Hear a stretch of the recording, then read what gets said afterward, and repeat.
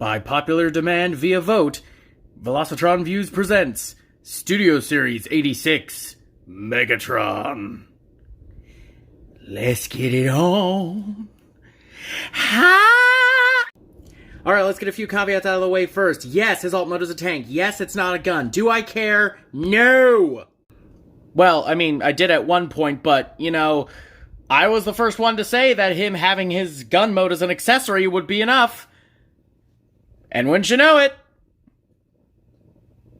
Therefore, all of your complaints about it not being a gun are invalid. But does that mean that this is the most inaccurate Studio Series figure ever to be produced? Psych, that was a trick question. It was always Crankcase.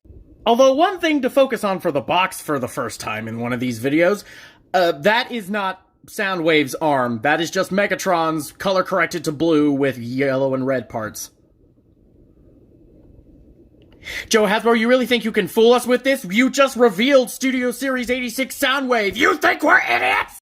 Okay, one more thing to talk about the tank mode, because I want to move on to robot mode stuff. Retroactively,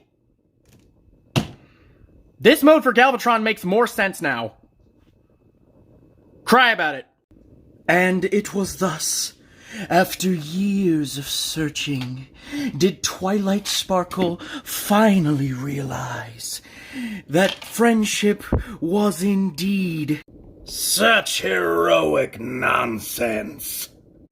You know what? I'll say it because nobody else has the balls to. This is the most perfect G1 Megatron that we will ever get. And no, the shin colors don't matter. This is what they were like in the film. Shut up!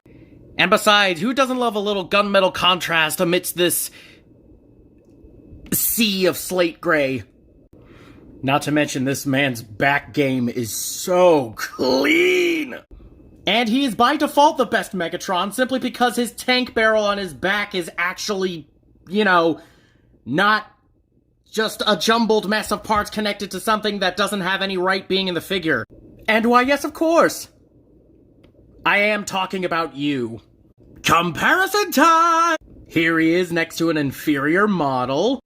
His future Leonard Nimoy self, his retconned inspiration / previous holder of position of Satan's greatest soldier, and of course his lifelong nemesis. He also comes with the Murder of Prime starter pack lightsaber that he inexplicably pulled out of nowhere to go against Optimus's one-episode Energon X. Well then, by that logic, Optimus should have come with the piece of shrapnel that Megatron yeeted into his abdomen. This doesn't feel right at all. Ah, much better.